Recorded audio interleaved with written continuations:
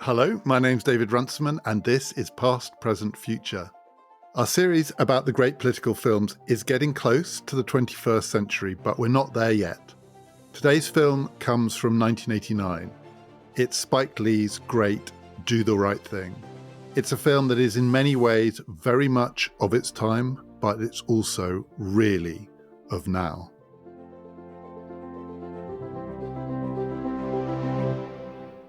During the couple of weeks before I record this podcast, the American news cycle has been dominated in part by a legal case, that has become known as the subway chokehold case. It has other names too, but a lot of newspaper headlines call it that or just call it the chokehold case. It involved a young man called Daniel Penny, a former Marine, who attempted, in his terms, to subdue a man on the subway called Jordan Neely. And in the act of subduing him, because he was violent and disruptive and threatening to other passengers, he put him in a chokehold, something presumably he'd been trained to do in the Marines. And Jordan Neely died. The case went to trial. It was quite a fraught case for all the obvious reasons, but also there was some disagreement about what he should be charged with. The jury was apparently split, but in the end, Daniel Penny was acquitted. And he's become something of a folk hero for Republicans in the age of Trump. The idea that what he was genuinely doing in this case was trying to protect innocent people from a dangerous and violent man is a view on one side of the political divide and on the other side of the political divide. And my God, it's a divide. The view is that he murdered someone who was mentally ill, and he did it by strangling him. But some of this turns on the act of the chokehold itself. It's an incredibly dangerous way to subdue someone, even if that person is violent and threatening. It's almost impossible, not quite impossible, but almost impossible to do it without risk. I'm no expert here, but my understanding is there are two dangers with putting someone in a chokehold. The first is that you can cut off the blood to their brain. And if you do that, if you completely cut off the blood supply, you will subdue them very quickly. The person will effectively pass out. But you could also kill them or brain damage them very quickly. The other thing that can happen is you can cut off the oxygen to their brain. You can effectively asphyxiate them. And the problem in that case is that it won't subdue them. If someone is being strangled and can't breathe, they will continue to struggle. The struggle may become more violent, which leads the person doing the chokehold to continue to hold to the point where the struggle stops. But the trouble is, not long after the point where the struggle stops, and if you want to hold to be sure that the person you're holding down is no longer struggling, they may be dead, which is what happened in this case. And it is a way of subduing someone which has a long history in American law enforcement. This is one of a litany of cases. In this case, it's unusual. It's a member of the public. Normally, the cases involve the police. And many, many people in recent American history have died through asphyxiation in the act of being subdued. It doesn't always lead to an acquittal. The most notorious recent case, George Floyd, did not lead to an acquittal. In that case, the police officer knelt on George Floyd rather than a literal chokehold. But in most American cases, the police have been acquitted, as Daniel Penny was. I say all this because the chokehold plays a pivotal role in Spike Lee's Do the Right Thing.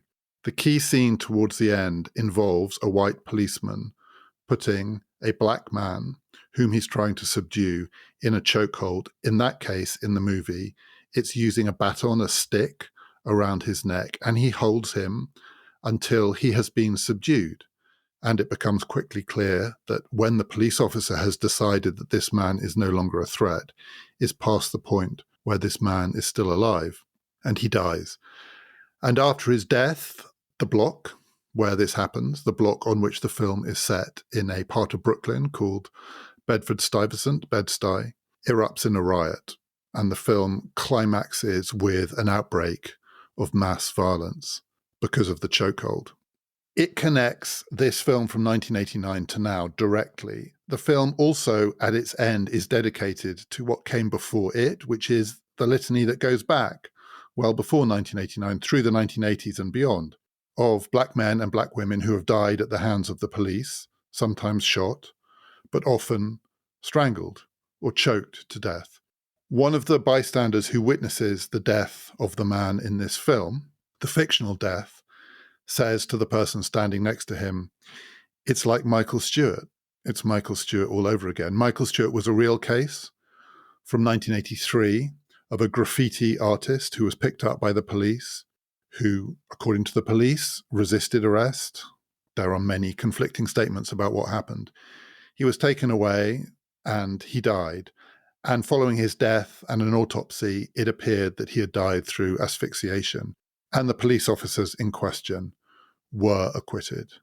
We don't know what will happen to the police officers in this film because the film ends before we get to any possibility of a trial, but the implication must be that they would be acquitted. In late 1989, the chokehold had not yet been completely outlawed by the New York Police Department. That was only going to happen in the 1990s. It was still considered, under some extreme circumstances, a legitimate tool in order to subdue someone who is a threat to themselves or to others. You can be pretty sure in this case that the man that we see on camera strangle another man to death will be acquitted. This film, at its end, lists a series of names of people who have suffered this fate at the hands of the police, and it is dedicated to them. It's not just what this film is about, but it is a key part of what this film turns on. And that line that runs back before this film and back beyond this film, through the 90s, the 2000s, through the George Floyd case, to the case that happened just 2 weeks ago, gives it a sense of direct continuity from the past to the present, and probably to the future. In that respect, it hasn't dated at all Spike Lee's Do the Right Thing. But what's so interesting about it, to watch it now, to watch it this week as I did, and was immediately struck by the resonance with something that had happened the previous week, is how in other ways it feels like it comes from an age ago. It is 35 years ago, this film, half a lifetime. And some of it feels like more than half a lifetime ago. And watching it, I was trying to work out what is it about this film that makes it seem to come from another world. And I think it's got to do with technology. There are two technologies that are missing in this movie, two technologies that are pretty ubiquitous now, and you would expect to be present in any version of this film made now, even in a poor part of Brooklyn. I mean, the poverty is writ large in this movie, but even notwithstanding the poverty, these two technologies would be present in some form, and they were not present at all in 1989. One, because the technology didn't exist. The other, the technology absolutely did exist, but we are told very early on in the film that this technology may well be in all sorts of places in America, but it's not in this block of Bed-Stuy. That technology is air conditioning. Air conditioning is really absent in this film. A lot of the action turns on a particular location. Almost all of it takes place in a single block in this neighborhood of Brooklyn. And at the heart of this block is a pizzeria, Sal's famous pizzeria, run by an Italian-American man called Sal with his two very Italian-American sons. And very early on in the film, we see them opening up the store, and it's a boiling hot day. The heat is everywhere in this film. We are told about it at the beginning relentlessly. Everybody says almost the first thing that comes out of their mouths as we meet these characters one by one, it's going to be a hot one. My God, it's hot. We hear on the radio it's going to be 98, 99, 100 degrees. It's going to be humid. It's going to be scorching. Records are going to be broken. It's going to be intolerably hot. And the heat builds and builds through the film. As we see Sal and his son, Pino, opening up Sal's pizzeria, Pino says to his dad, "What about the air conditioning?" They don't have air conditioning because it's broken. And his dad says, "You can't get an air conditioning guy to come and mend stuff in this neighborhood. We're too poor. We're not on the radar for the repairmen."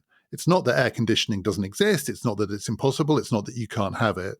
But they're in a part of town where when it breaks, it's going to be really hard to get someone to fix it. So the air conditioning is broken. It's hot. It's a pizzeria. We see people cooking pizzas through the day. They look really, really hot. The people who come into the store look hot. The people on the streets look hot. But we also see inside the apartments of many of the characters, and they don't have air conditioning. They have fans. This is a film where the only way you can cool yourself is either by fanning yourself with your hand or with a piece of paper, or you have an electric fan. And there are electric fans everywhere. And you can tell they don't cool you down. They're just completely ineffectual. They're blowing around hot air. There is no air conditioning. And the absence of air conditioning is a part of the story here, because as the heat builds, temperatures rise.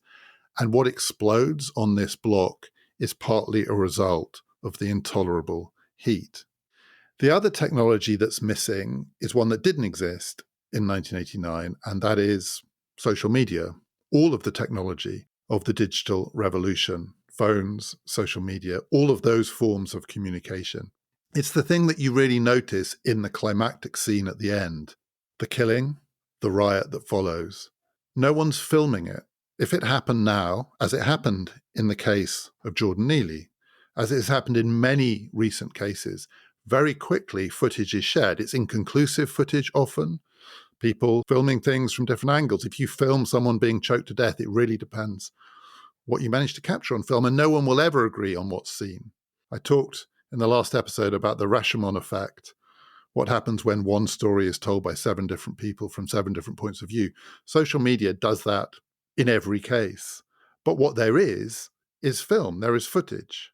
There is something that is shared online. Nothing in this film is shared online because there is no online.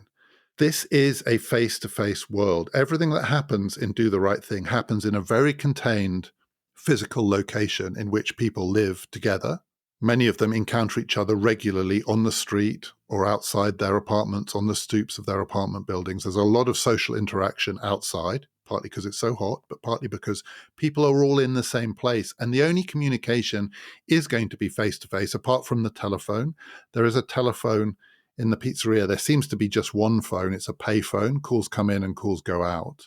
It's an incredibly inefficient way of doing the primary business of the pizzeria, which is to deliver pizzas. Spike Lee, the director of Do the Right Thing, also plays perhaps the central character, a pizza delivery guy called Mookie. And when a call comes in, the guy who makes the pizzas, Sal, writes the address down. He gives the address to Mookie, and Mookie walks with the pizza because most of the deliveries are near enough. He says at one point, "I've never delivered a pizza cold." And you think, well, that must be because you never go more than a couple of blocks, because you are walking, and you are walking because a call has come in on a payphone. This is not the age of Deliveroo. It's slow, it's inefficient, but it is all face-to-face. All of the encounters in this film are people talking to each other in real time in the same physical location, and the confrontations are all face-to-face. None of this is happening in an alternative space called cyberspace. There is only one place for the disputes to take place. If there are going to be rival versions of the story of what happened, people say them to each other's faces, and it gives the film a raw, visceral, in-your-face quality that feels like it comes from another time. Because no one in this film has the option to take the argument somewhere else. There is nowhere else. You either don't have the argument or you have it in someone's face. And my God, in this film, there's a lot of shouting and screaming and abuse, including a lot of racial abuse, from one human being to another from a distance of about 6 inches. And it's loud. It also relates to music. The absence of digital technology relates to music, because music is also in this movie something that is publicly shared. So by the 1980s, we're in the age of the Walkman. It's not like people weren't walking around with headphones on, listening to their own music.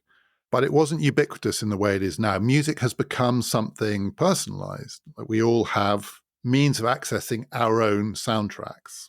And it's much rarer, though it's by no means impossible, but it's much rarer for music to be booming out collectively and publicly.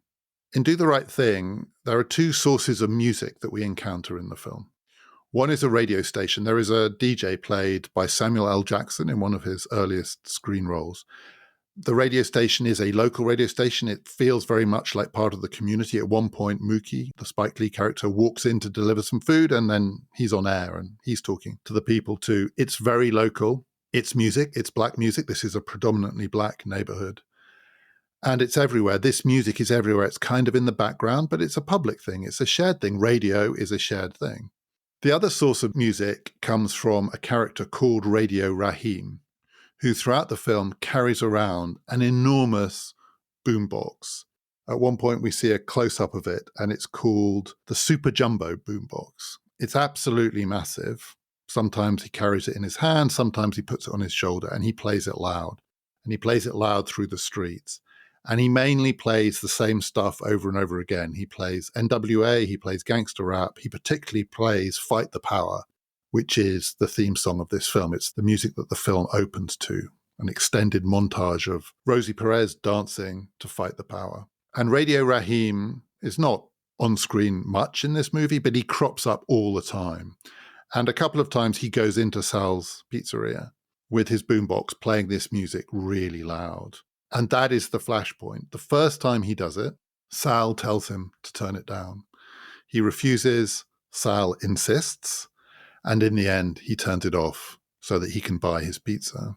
The second time he does it, it's later in the day, he's angrier, tensions have really risen in the neighborhood, and he's with a friend, and they are not going to turn the music down.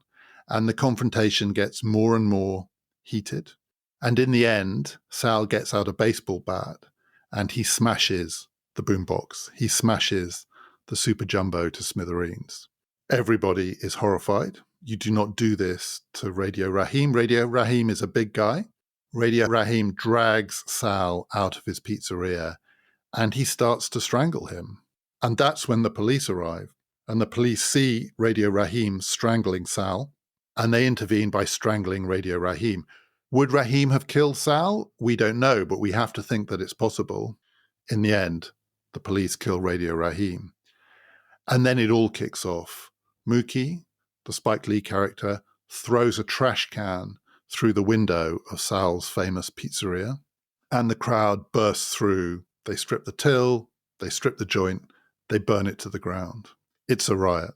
And it all starts because Sal says, "You do not play your music in my pizzeria."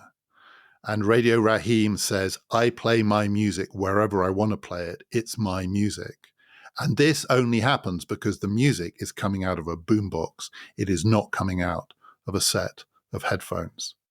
That is the flashpoint. Public music. Who gets to decide who plays what, where? But underneath it are a whole host of other tensions, complicated, interweaving, social, racial, political, economic tensions that come together to produce this flashpoint. And there are two kinds of tensions in particular that run through the story of the film and that result in the riot. Broadly speaking, one of them is about economics. It's an argument about capitalism. And the other is about culture. It's about popular culture, though you could say in the end that too is about capitalism. Capitalism as culture, capitalism more directly as investment. None of this is spelled out. It's an incredibly undidactic film. It's a great film to watch because it moves so fast, it's funny, the dialogue is electric, and it's hot. Nothing can be didactic in a film where everybody feels so hot and is shouting all the time. Nothing can be didactic at this volume. But underneath these arguments, there are two kinds of arguments in particular that rumble away. They don't just exist on this day.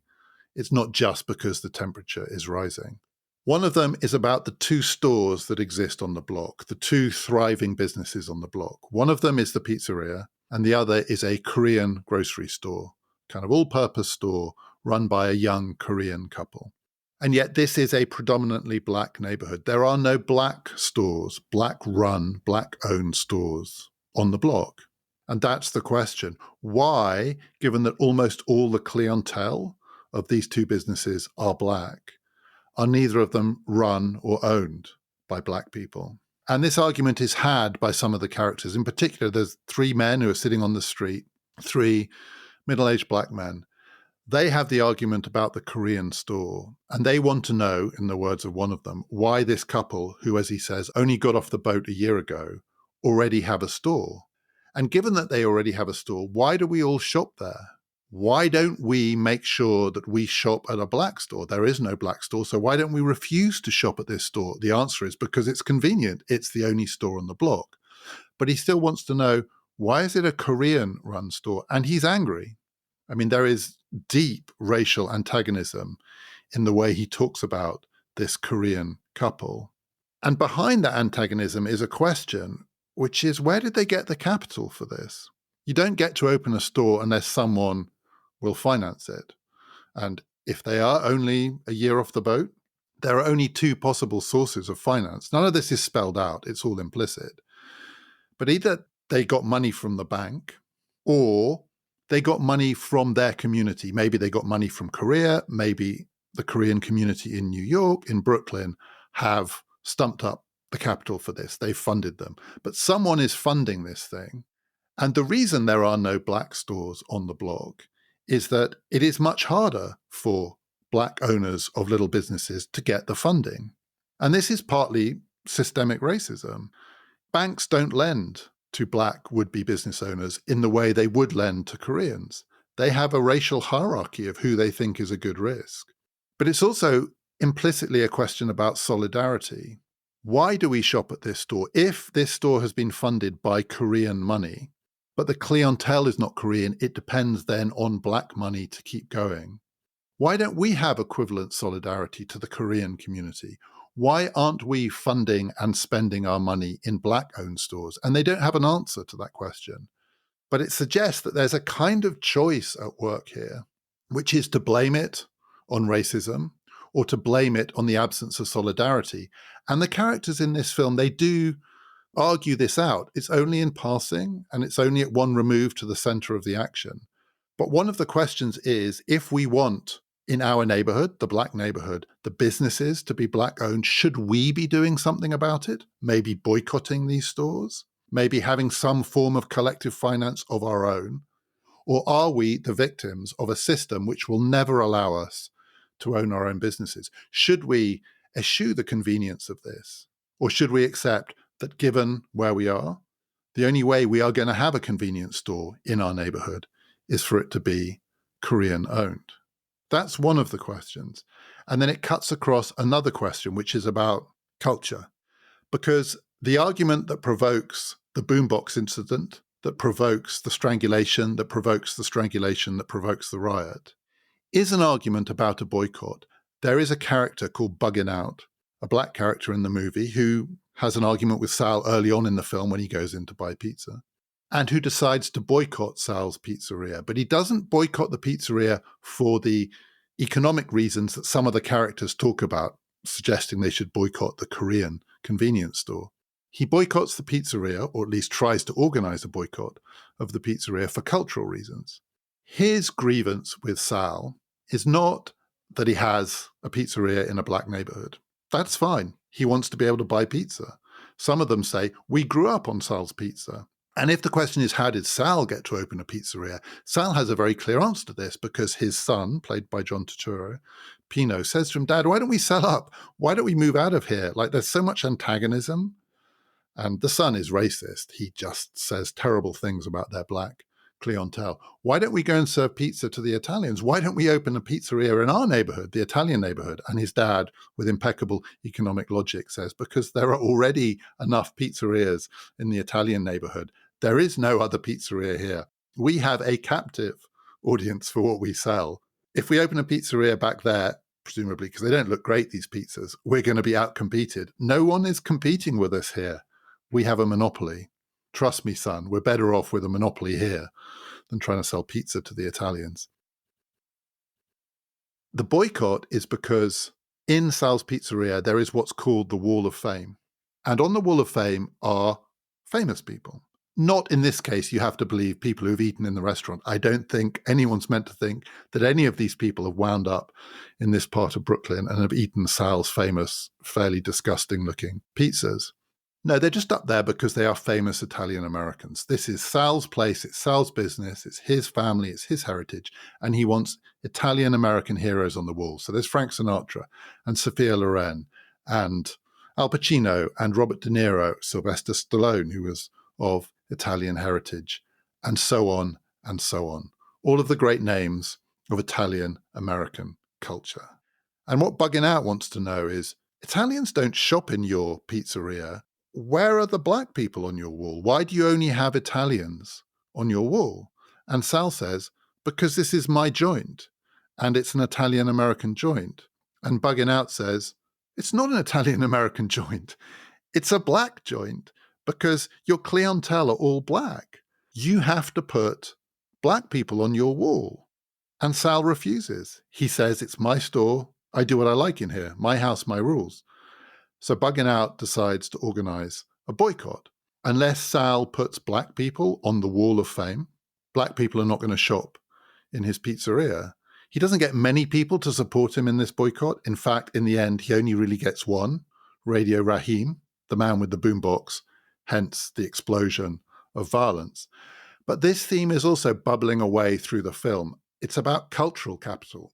It's about who are the pop culture icons of these different communities and how they are being sold and packaged to the communities and what they represent for these different communities. Because another pivotal argument in the film, which turns again on the question of the Hall of Fame, is between the Spike Lee character Mookie and Sal's son, Pino, played by John Turturro. Because Mookie says to John Turturro, who's your favorite sports star? Magic Johnson. Who's your favorite movie star? Eddie Murphy, he says. Who's your favorite rock star? And John Turturro says it's Bruce Springsteen. And Mookie says, no, it's not. I know it's not. It's Prince, isn't it? Actually, it's Prince. And he kind of goes, yeah, it's Prince. He doesn't want to admit it. It's Prince. So your favorite sports star is black. Your favorite movie star is black. Your favorite musician is black. The culture that you consume is black culture. Black culture is the thing that you are buying. We are buying your pizzas, but you are buying our culture. And Pino, who is just straight out racist, says, no, that's not true because they're not black. These guys aren't black almost by definition. Because I like them, they can't be black. And then he realizes that sounds a bit dumb. So then he says, what I mean is they're more than black. They're something more than black. Well, the reason he thinks they're something more than black is they have been sold to him as something that he can accept as a commodity for him to buy. And this is the era of the commodification of black popular culture, including, it has to be said, the music coming out of Radio Raheem's boombox. So he's playing NWA, Fight the Power. He's playing authentic gangster rap. But who was actually consuming that product at this time, the late 1980s? This is the MTV era. It was young white boys. NWA became rich by selling their music to young white boys in the Midwest who liked to play Fight the Power when they were refusing to do their homework, sitting at home with their friends. The commodification battle was already over. This stuff had been sold. But that's the argument. It's a bit like the argument about the store. It cuts both ways. Who are the consumers? Who has the real choice here? And what is being sold to whom? And out of these arguments, this litany of racial tension explodes. Because it's not a didactic film, we're not told a line to take in relation to these arguments. We are just shown the ways in which these fights are happening all the time. Who goes on the Hall of Fame, the Wall of Fame? Who belongs up there? Who belongs to whom? Whose store is this? The people who own it, the people who shop in it. Whose artists are this? Who do these people belong to? And throughout the film, people say what's on their mind. So I don't know if this makes the film dated or makes it feel even more contemporary, but it has a level of verbal racial violence in it that it's hard to imagine a successful Hollywood product, which in many ways is what this film was. It was nominated for Oscars, having in it today. The characters get to just spout explicit racist invective at each other. And there are lots of communities living on this block. It's not just Italian American and Black, and Korean, Puerto Rican as well. And at a central point in the film, a character from each of these communities just gets to scream racist abuse about the group that they hate most. Italian Americans about Black, Koreans about Jews. The police scream about the Puerto Ricans. All of the racist terms they can think of just come pouring out. And there's a brilliant scene early on in the film where a different kind of racial trope appears. There's only one point where a character is told to go back to where he came from. So this is melting pot America. It's literally melting pot. Everybody is melting. Everybody is sweating. There's an awful lot of sweat in this film. There is a kind of acceptance that this is a part of America where these communities are going to be in the same place. So there is, even in the screaming invective, even when the guy says they've only been off the boat a year, he doesn't say, and they should get back on the boat and go back to where they came from. There's only one point where that happens. A white guy walks through the neighborhood with his bike, wearing a Boston Celtics top with Larry Bird's name on the back. Larry Bird, one of the great basketball players of the era and the whitest man in America, the whitest basketball player you can imagine. And he's walking his bike through the neighborhood. He brushes the trainers of bugging out, the fancy white shoes of bugging out, and they get into a confrontation. And he's wearing a Celtics top. It's got Larry Bird on the back. And they say, what are you doing in our neighborhood? And he says, well, I own a brownstone. This is my building. I own it. How dare you own it? It's a free country. People often say to each other in this film, it's a free country. And that means a million different things. It's a free country. And they say, go back to where you came from. Go back to Massachusetts. Massachusetts is the other place. Massachusetts is where the white people come from. If you're wearing a Celtics top and it says Larry Bird on the back, go back to where you came from. And in the classic version of all of those kinds of forms of racial confrontation where the person says, go back to where you came from, the person who's being told that says, but I come from here. I'm from Brooklyn. The racial tension is everywhere in this film, and eventually it explodes in violence. And this is also a film about violence. At the end, we get a list of the people to whom the film is dedicated, the victims of police violence against innocent black people. But we also get two extended, really long quotations about violence. They roll down the screen before the credits. One of them is from Martin Luther King, and one of them is from Malcom X. There is a character in the film who pops up at various places trying to sell postcards of Martin Luther King and Malcolm X together, a picture of the two of them together. And it's clear through the film that one of the points of tension underlying it is the implicit argument between Martin Luther King and Malcolm X about the uses of violence. And so we're given these two arguments right at the end. The one from King is about rejecting violence. It's a long passage in which he effectively says, despite the temptations of violence for a people like ours who have been exposed to what we have been exposed to, violence never pays. Violence always corrupts and corrodes whatever it is that it's trying to remedy, and it must be rejected. The future for us, and indeed for this country, for America, has to turn on a rejection of violence. And then we get a passage from Malcolm X in which he effectively says, we must retain the right to violence, a people who have experienced what we have experienced and who are in our predicament cannot give up on violence when violence is necessary to remedy the lot that we find ourselves in. And we are just given these two statements. We are not told to pick between them. We are not told anything about them, except these are 2 points of view, 2 ways of thinking about whether violence is an appropriate response to the predicament that we have seen laid out in this film, which is the predicament of exploitation, expropriation, and then vulnerability at the hands of the police, of the majority people in this tiny community. The majority people are black. And then you think back to the film and which bits of the film are these two passages referring to? And I think they probably refer to or allow for 2 different interpretations of the act that precipitates the riot. So the riot comes from a series of events, each of which is a necessary condition for the riot to happen. It starts with the boycott. The boycott leads to the confrontation over the boombox. The confrontation over the boombox leads to Sal smashing it with a baseball bat. And incidentally, one of the figures centrally on the Hall of Fame is Joe DiMaggio. The smashing of the boombox leads to Radio Raheem trying to kill Sal. The police arrive, they kill Radio Raheem.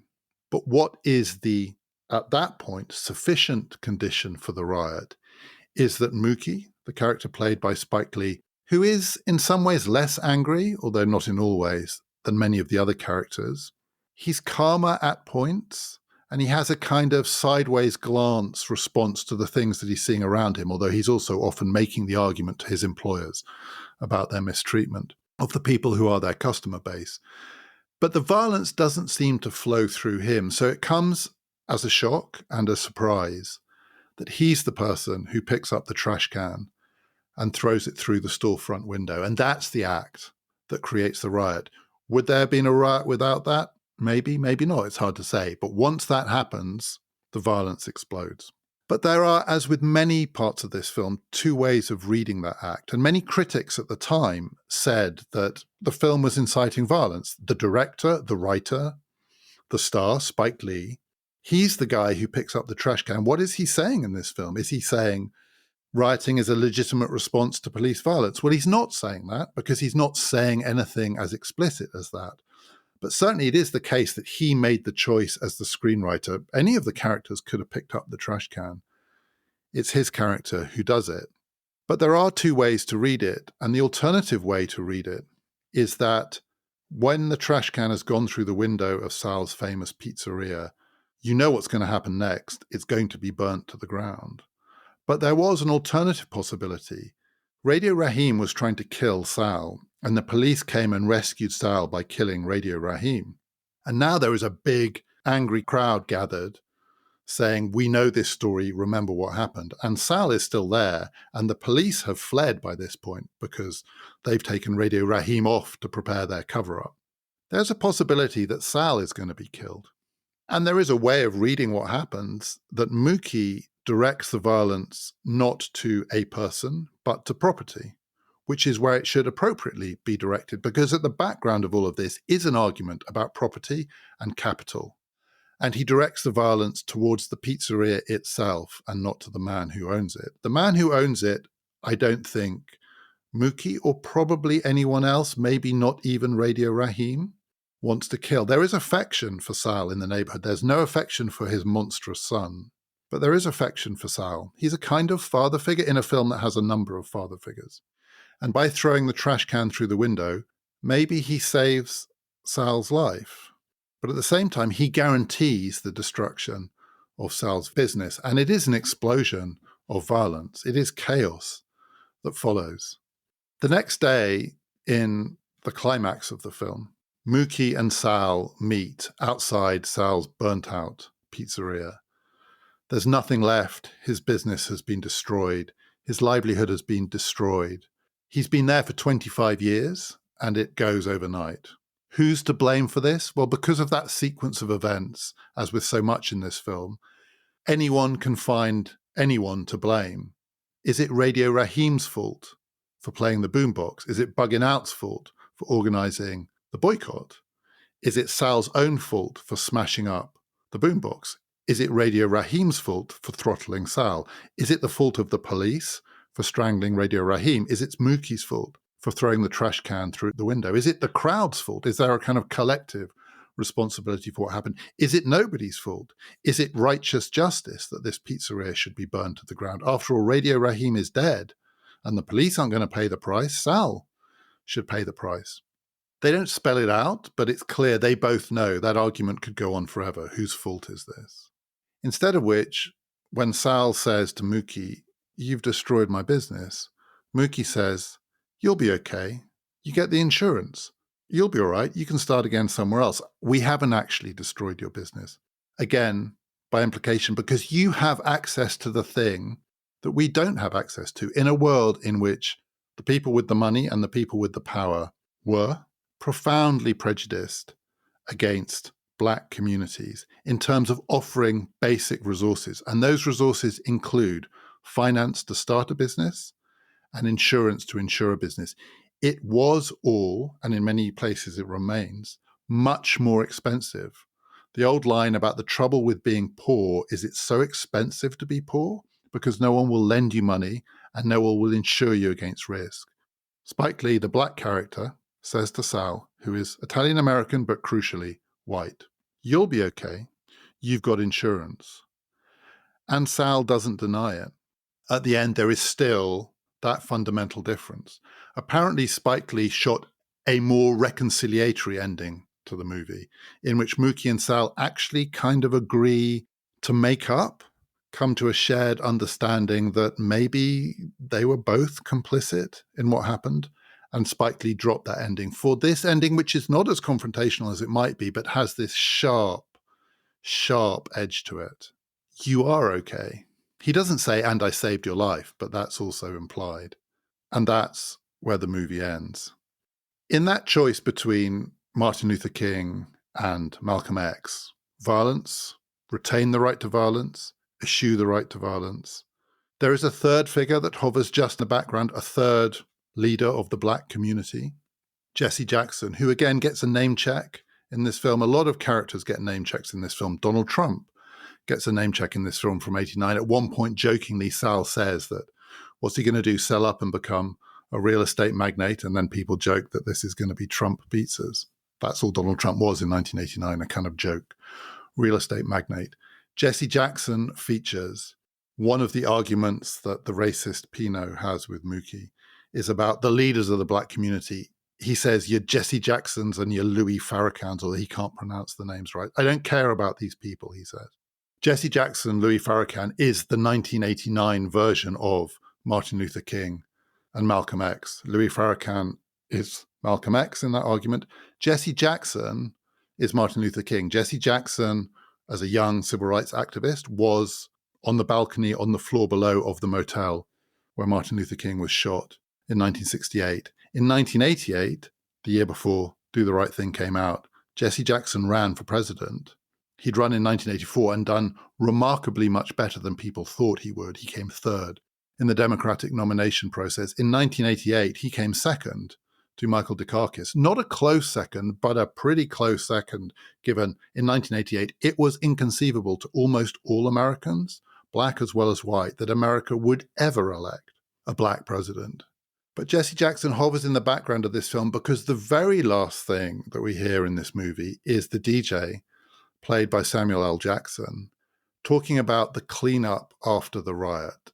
They hear that the mayor is going to come to this part of Brooklyn, this poor, neglected part of Brooklyn, and will cast his eye over what's happened and will say that this mustn't happen again and will mouth the usual pieties about the police and so on. The politicians are going to come to town and they're going to make capital out of this because it's what they always do. The DJ tells the community, what you've got to do is vote. So there's that other possibility. Violence, no violence, but no violence plus something else, which is voting. Is it a hopeful message at the end of this film? If voting changed anything, they would abolish it, as the old graffiti used to say.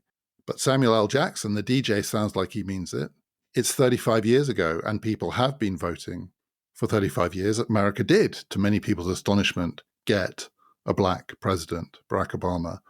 But we all know who's president now, or at least we all know who's going to be president in about a month's time, and is more or less acting as president now. And the thing about voting, like everything else in this film, is that it's not predictable.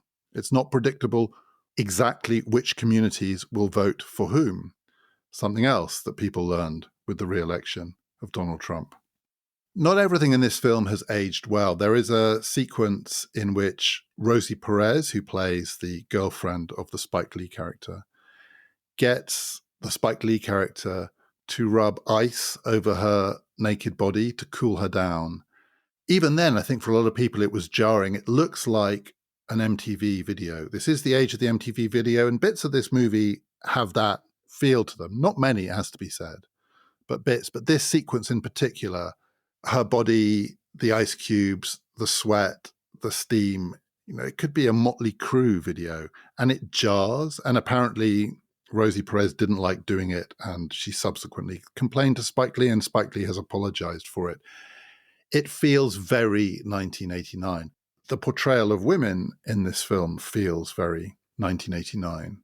But most of it has aged amazingly well. It feels really contemporary and really resonant. And I can't think of any other film that does a better job of bringing all of the tensions that are still there, not just in American politics. These tensions are there in European politics too, in Latin American politics, in many parts of the world, in the age of populism and discontent and all the things that we know about.